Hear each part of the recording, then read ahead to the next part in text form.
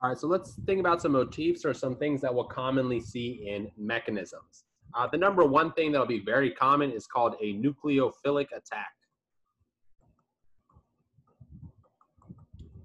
And here, a nucleophile and U will attack an electrophile, right? E plus, and they'll form a bond.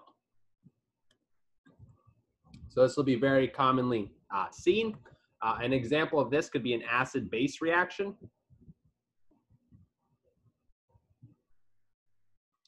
So for example, you have ammonia and H plus, an acid, right? You're thinking here's a lone pair, that's going to be nucleophilic. Here's a positive charge, that's going to be electrophilic. Our nucleophile is going to attack our electrophile. We're going to start our arrows at our electrons and at our bond, or end at our atom, and form this new bond, right? But we can think about other things as well. So we have this Br minus, this bromide, with a carbocation, and that'll form this alkyl halide right there. And you think about which bonds are formed, which bonds are broken, right? So we see that we formed a Br carbon bond, so we can think about how we're going to do that. If we look on this left side, we have a negatively charged, that screams nucleophile. We have a positively charged atom, that screams electrophile. And then we have our nucleophile attack our electrophile. So remember, your arrows always have to start electrons or a negative charge and end up on the atom to give our product. Let's take a look at another reaction. So again, here we have a negatively charged oxygen that's screaming nucleophilic.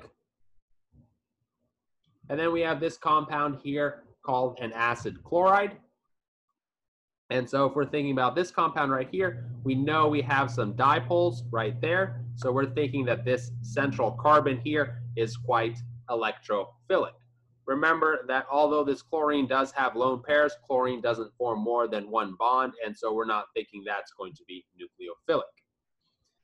And so let's see what the product of this reaction is going to be.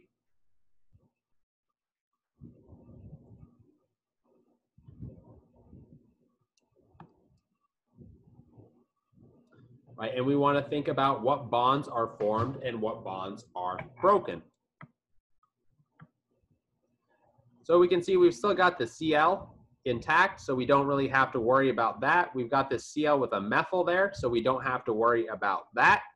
And then we see it's bonded to this oxygen up here, right? And we still have this oxygen up here, but now we've at least broken this bond, right? This bond got broken.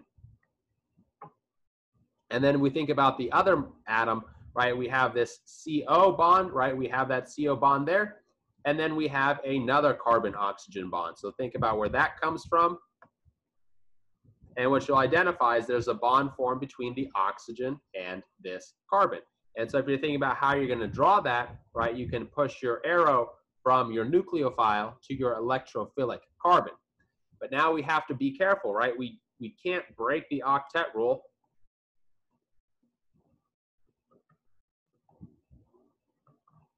And if we stopped right here, dang it, too many colors. This central carbon here would now have 5 bonds. It can't have that. And remember, we have to break one of our CO bonds. And so we can draw another concurrent arrow like that. And that'll give us our end product. Notice that the sum of the charges is preserved.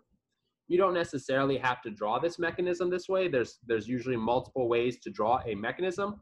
For example, you could draw this as first a resonance structure.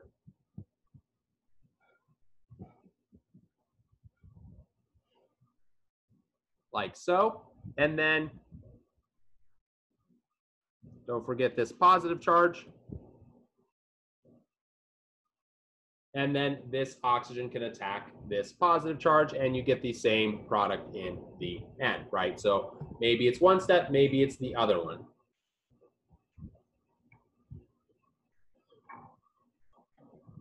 Remember, pi bonds can also be nucleophilic.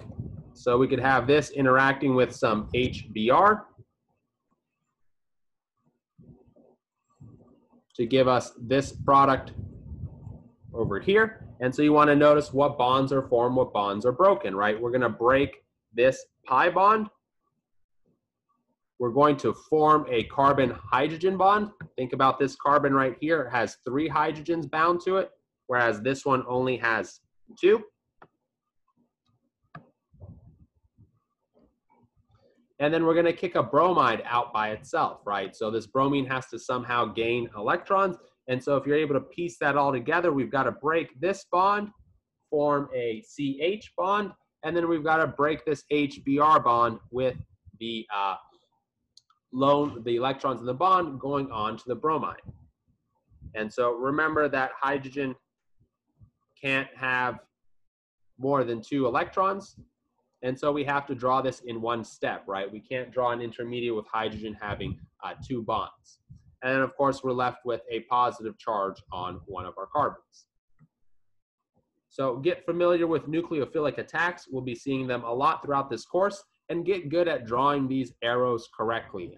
If you can't draw these arrows within like a week or 2, it's going to be really downhill for you.